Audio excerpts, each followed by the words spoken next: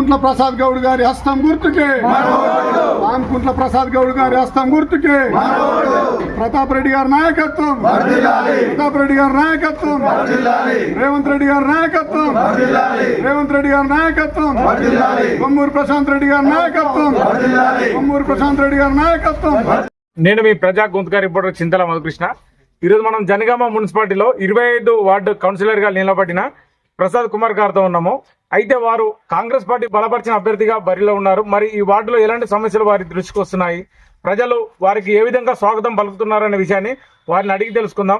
మరి ప్రభుత్వ పథకాలను ప్రజలకు ఏ విధంగా చేరవేస్తున్నారు, ప్రజలు ఏ విధంగా వారి రాకను పలుకుతున్నారు కాబట్టి మరి వారి మాటలలో వారి అడిగి తెలుసుకుందాం.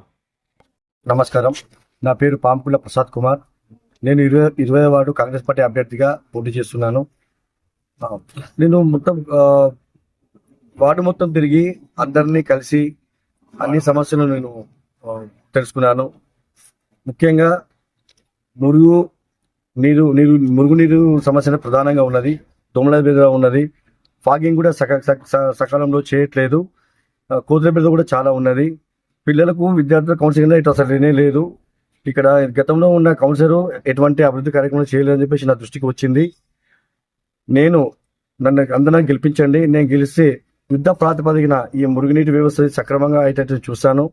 పిల్లలకు ప్రైవేటు ఉద్యోగాల విషయంలో కానీ, గవర్నమెంట్ ఉద్యోగ విషయంలో కానీ జాబ్ మేళా లాంటివి కల్పించి వాళ్ళకి ఇంటర్ తర్వాత బీటెక్ తర్వాత డిగ్రీ తర్వాత ఎటువంటి అవకాశాలు ఉన్నాయి మొత్తం వాళ్ళకి సమగ్రంగా పిల్లలందరికీ వివరించి వాళ్ళు ప్రైవేట్ జాబ్ చేయదలుచుకున్నారా, గవర్నమెంట్ జాబ్ చేయదలుచుకున్నారా, దాని తగ్గట్టు వాళ్ళకి శిక్షణ సొంతంగా ఇప్పించి వాళ్ళు విధంగా నేవీ జాబ్లు ఏమి ఉన్నాయి, ఆర్మీలో ఎలా ఉన్నాయి, ఎయిర్ ఫోర్స్లో ఎలా ఉన్నాయి, ఇలా రకరకాల జాబ్స్ ఏ విధంగా ఉన్నాయో అన్నిటినీ వాళ్ళకి వివరించి వాళ్ళకు నేను తగు సాయం చేస్తాను. అదేవిధంగా వాళ్ళు బీటెక్ చేయదలుచుకున్నారా, MBBS, management side, hotel management, వాళ్ళ అభిరుచికి తగ్గట్టు వాళ్ళకు శిక్షణ కార్యక్రమాలు కూడా ఇప్పించే యోచన ఉన్నది. ఇంతేకాకుండా వాళ్ళకు కెరీర్ కౌన్సిలింగ్ ప్రోగ్రామ్ లాంటివి ఉన్నాయి. అదేవిధంగా ప్రతి మంత్ ఆరోగ్య శిబిరం నిర్వహించి వృద్ధులకి ఉచితంగా మందులు వాళ్ళ ఇంటికి తెచ్చేటట్టు కూడా ఒక ప్రోగ్రామ్ అనేది నేను రూపకల్పన చేస్తున్నాను. ఇందిరమ్మ ఇల్లు, ముఖ్యంగా ఇందిరమ్మలో కొన్ని పెండింగ్ లో ఉన్నాయి. అవి కూడా యుద్ధ ప్రాతిపదికన ఈ ఎలక్షన్ కూడా ఉంది కాబట్టి ఈ మార్చిలో కొత్తలో వస్తున్నాయి. ఈ ఇందిరమ్మ ఇల్లుకు సంబంధించి కూడా నేను పూర్తి డేటా సేకరించాను. వాళ్ళందరికీ అర్హులైన జాబితా రూపొందించి వాళ్ళందరికీ ఇందిరమ్మ ఇల్లు అందేటట్టు కృషి చేస్తాను. అదేవిధంగా పెన్షన్లు కూడా చాలా కొన్ని పెండింగ్ ఉన్నాయి, వికలాంగుల పెన్షన్లు కూడా పెండింగ్ ఉన్నాయి. అవన్నీ నేను నోట్ చేసుకున్నాను. అవన్నీ అందరితో అధికారులతో చర్చించి ప్రశాంతన సహకారంతో తొందర అయ్యేటట్టు కూడా నేను వాళ్ళకి శాంక్షన్ అయ్యేటట్టుగా నేను చేస్తాను.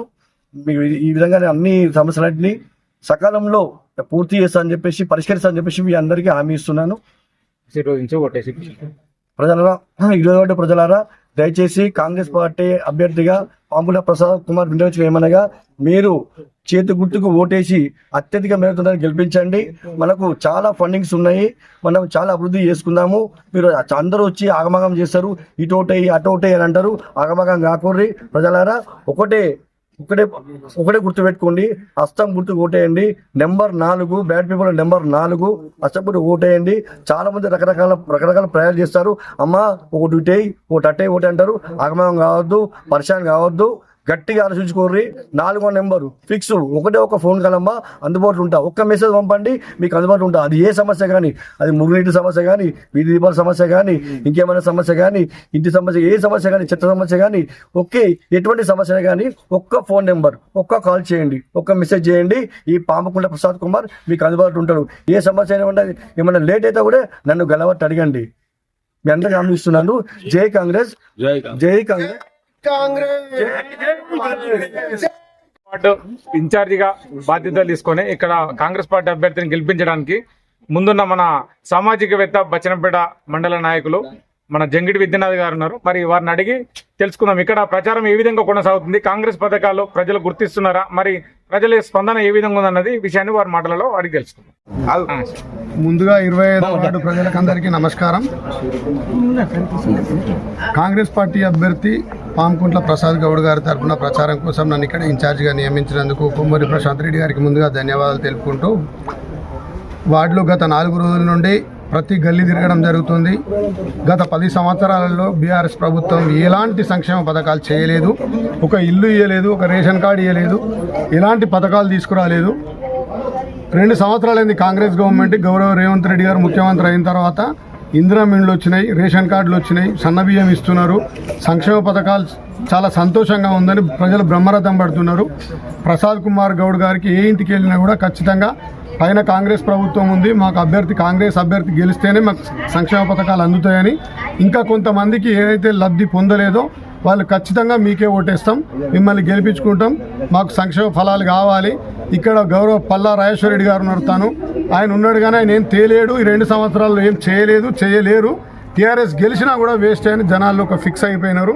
కాంగ్రెస్ను అత్యధిక మేడతో గెలిపిస్తారు. మా అభ్యర్థి ప్రసాద్ కుమార్ గౌడ్ కూడా గెలవడం తథ్యం. ఖచ్చితంగా ప్రతిపక్ష పార్టీలో పోటీ ఏ విధంగా ఉంది, ఇక్కడ మరి మెజార్టీ ఎంతవరకు రావచ్చు, గెలిపోవడం లేదు ఉన్నాయి, గెలవడం మాత్రం పక్కా.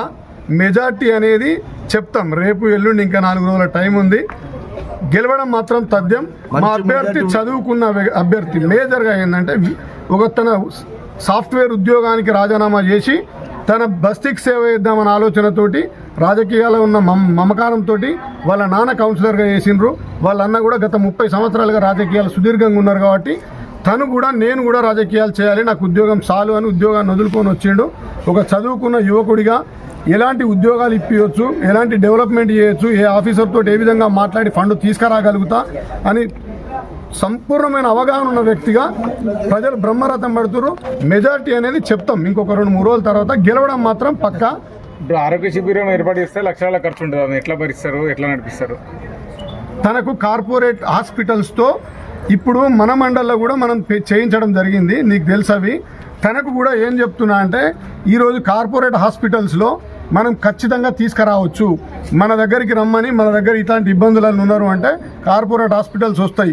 ఇలా పల్లారాజేశ్వరుడు ఏదో ఉద్ధరిస్తున్నా, నేను మొత్తం ఫ్రీ సర్వీస్ చేస్తున్నా, నేను జనాలందరినీ దొరకపోతున్నా అంటే మా ప్రతాప్ రెడ్డి గారు చెప్పినట్టు రోజుకు 250 మంది పేషెంట్లను, అవుట్ పేషెంట్స్ చూస్తే తన హాస్పిటల్కు రెగ్యులరైజేషన్ వస్తుంది. ఇది జనం తెలుసుకోవాలి. ఏ హాస్పిటల్కైనా ఇలా నేను ఆర్వీఎం హాస్పిటల్లో కొన్ని 100 మందిని బచ్చనపేట మండలం నుంచి పంపించిన, నిమ్స్లోకి పోతున్నారు. తన మిత్రులు కూడా ఈ బస్తీలో డాక్టర్లుగా ఉన్నారు. 6 మంది డాక్టర్లు తన మిత్రులు ఉన్నారు, డాక్టర్లు. వాళ్ళ సేవలు వినియోగించుకుంటాడు. ఇవన్నీ విధాలుగా డెవలప్ చేయడానికి మనసు ఉంటే మార్గం ఉంటుంది. ఖచ్చితంగా చేయాలనే సంకల్పంతో ఉన్నాడు కాబట్టి అభ్యర్థి పక్కా గెలుస్తుండు. ఆయనను జనం భ్రమరథం పడుతున్నారు. కాంగ్రెస్ పార్టీని, ప్రతాప్ రెడ్డి గారిని, రేవంత్ రెడ్డి గారిని, ముఖ్యంగా కాంగ్రెస్ పార్టీ చేస్తున్న అభివృద్ధిని జనగామ ప్రజలు ఖచ్చితంగా గెలిపిస్తారు అనే నమ్మకంతో పనిచేస్తున్నాం.